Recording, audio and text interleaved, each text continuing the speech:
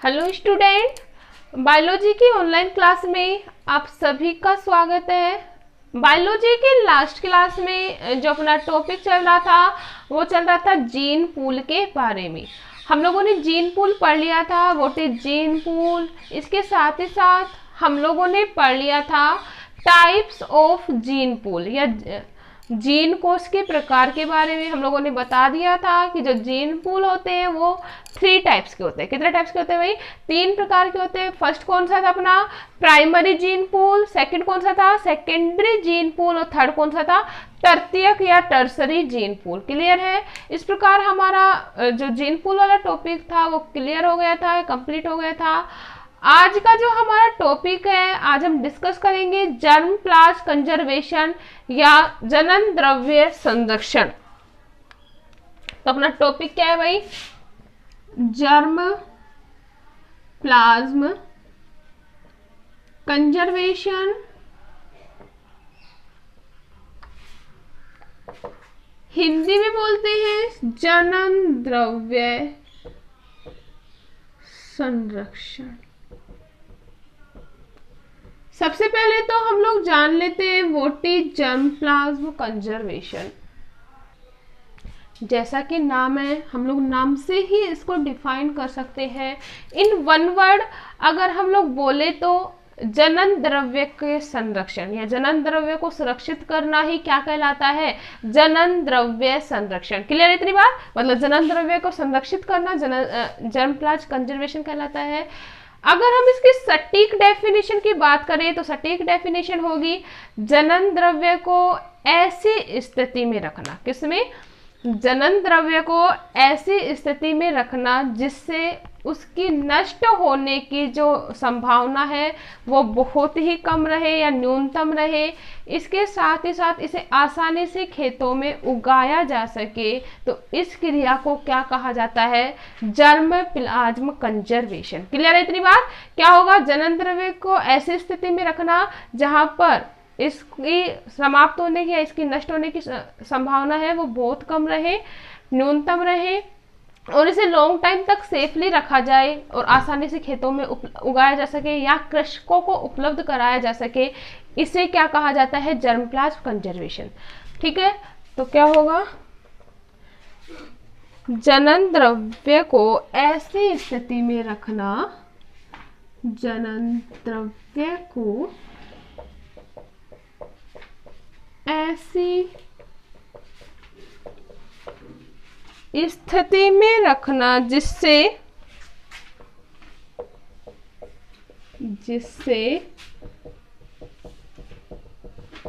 उसके नष्ट होने की संभावना, उसके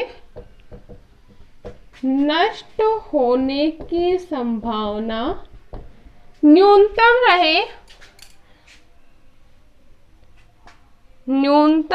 रहे व इसकी प्रविष्टियों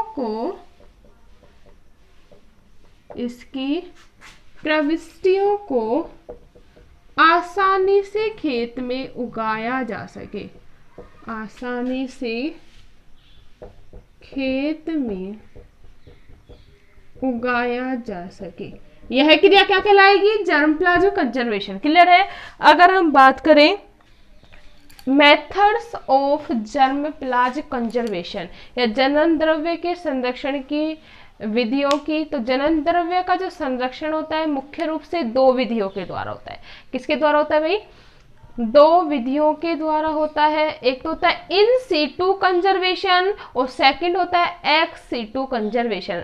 मतलब स्व स्थानीय संरक्षण और बाह्य स्थानीय संरक्षण। तो विधि कितने प्रकार के जनन द्रव्य के संरक्षण की? जनन द्रव्य संरक्षण की विधि कितनी है भाई? 2। कौन कौन सी? फर्स्ट अपना स्व स्थानीय संरक्षण या in situ conservation. In situ conservation या स्व स्थानीय संरक्षण। सेकंड कौन सा है? Ex situ conservation. एक्सिटू कंजर्वेशन या हम लोग बोल सकते हैं हिंदी में बाह्य स्थान संरक्षण।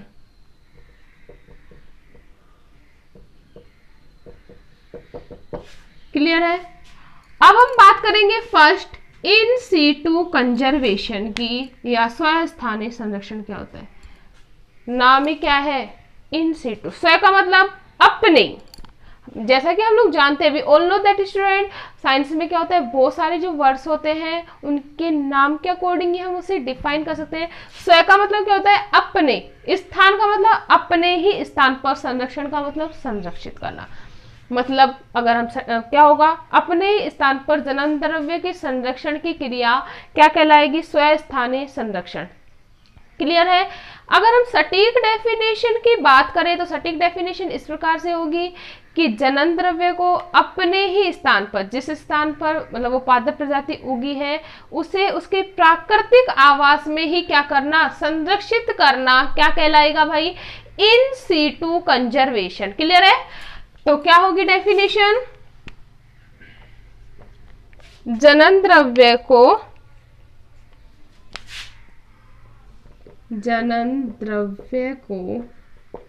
उसी स्थान पर क्या करना? संरक्षित करना। या हम लोग क्या बोल सकते हैं? प्राकृतिक रूप से, जिसमें वह प्रजाति क्या होती है? प्राकृतिक रूप से होती है। प्राकृतिक रूप से पाई जाती है। तो ऐसे संरक्षण को क्या कहा जा रहा है? स्व स्थान जनन द्रव्य संरक्षण। सबसे इंपॉर्टेंट बात स्टूडेंट इसमें ये होती है कि यह जो संरक्षण होता है वह उस स्थान पर किया जाता है जहां पर मानव गतिविधियां बहुत कम होती है। मतलब जो ह्यूमन पार्टिसिपेशन होता है या मानव के द्वारा जो विभिन्न प्रकार के जो डिस्टरबेंस होता है उससे दूर किया जाता है, जिससे कि आसानी से क्या किया जा सके? कंजर्वेशन किया जा सके। क्लियर है इतनी बात? नेक्स्ट अगर हम बात करें तो नेक्स्ट अपना होता है एक्सिटू कंजर्वेशन या बाह्य स्थानीय कंजर्वेशन। बाह्य का मतलब बाहर। बाह्य का मतलब क्या? बाहर। बाहर का मतलब जनन द्रव्य को उसके प्राकृतिक स्थान से, कहां से? जनन द्रव्य को उसके प्राकृतिक स्थान से दूर संरक्षित करना, या हम लोग बोल सकते हैं कृत्रिम रूप से क्या करना? संरक्षित करना। उसका क्या कहलाता है? Ex situ conservation. क्लियर है? तो क्या होगी डेफिनेशन? जनन द्रव्य को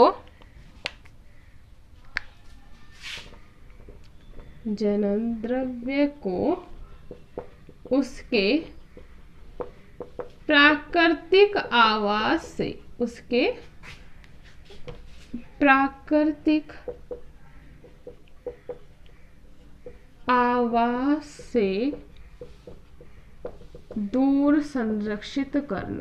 दूर संरक्षित करना। क्या कहलाएगा? Ex situ conservation. क्लियर है? अब हम बात करें एक्सिटू कंजर्वेशन किस किस रूप में किया जा सकता है। जैसा कि हम लोगों ने स्टार्टिंग में पढ़ा था कि जनन द्रव्य का जो संरक्षण होता है या संरक्षण किया जाता है, मुख्य रूप से एक ब्रांच है उसके द्वारा किया जाता है, जिसका नाम मैंने बताया था आपको, NBPGR। क्या था? NBPGR, national bureau of plant and genetic resources. India में किसके द्वारा किया जाता है? NBPGR के द्वारा। तो जनन द्रव्य का संरक्षण मुख्य रूप से निम्न प्रकार से किया जा सकता है। फर्स्ट है जैसे सीड बैंक। फर्स्ट क्या है? बीज बैंक। सेकंड अगर हम बात करें तो सेकंड है अपना पादप या क्षेत्र बैंक। पादप या क्षेत्र बैंक। नेक्स्ट अगर हम बात करें तो है प्ररोहाग्र बैंक।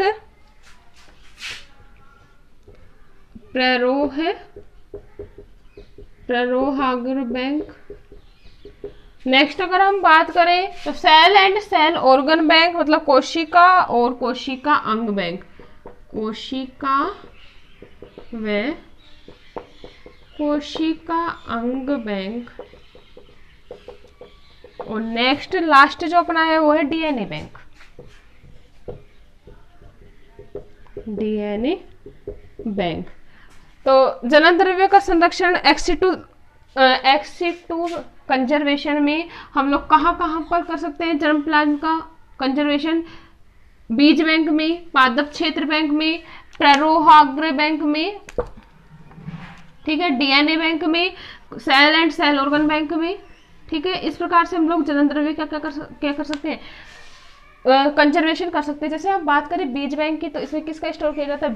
बीज क्या एक जेनेटिक मैटर की तरह कार्य कर सकता है, मतलब बीज के द्वारा हम one generation to another generation को प्रोड्यूस कर सकते हैं। नेक्स्ट अगर अपना क्या है? पादप क्षेत्र बैंक, मतलब वह क्षेत्र जहां पर पादप मोस्टली उगाए जा रहे हैं उस क्षेत्र में एक बैंक का निर्माण कर दिया जाता है। बैंक का मतलब जिस प्रकार हम लोग बैंक में पैसे कलेक्ट करते हैं, इस प्रकार पादप क्षेत्र बैंक में अच्छी वैरायटी वाले बीजों के क्या किया जाता है? कलेक्ट किया जाता है। नेक्स्ट है प्ररोह आग्र बैंक। हम लोगों को पता है, जैसे हम लोग नेक्स्ट चैप्टर में बायोटेक्नोलॉजी पढ़ेंगे, उसमें क्या कहते हैं?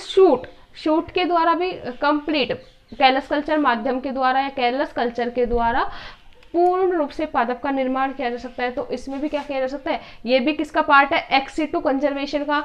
नेक्स्ट है cell and cell organ bank, मतलब कोशिका, एक कोशिका से हम लोगों को पता है कोशिका में विभाजन की क्षमता पाई जा सकती है, नई कोशिकाओं का निर्माण हो जाता है, इसे कैलस कहा जाता है। पूरा हम डिटेल से पढ़ेंगे नेक्स्ट क्लास में, जब नेक्स्ट चैप्टर चलेगा अपना, ठीक है। और कोशिका अंग, मतलब इनके द्वारा संपूर्ण पादप का निर्माण की क्षमता पाई जाती है, तो हम बायोटेक्नोलॉजी में पढ़ेंगे सब। और डीएनए बैंक, डीएनए क्या है? हेरिडिटी मटेरियल है, अच्छे जो पादप है उनको क्या कर सकते हैं? स्टोर कर सकते हैं, ठीक है, डीएनए बैंक में उनके डीएनए का कलेक्शन करके। इतना क्लियर है? तो ये था अपना जनन द्रव्य संरक्षण।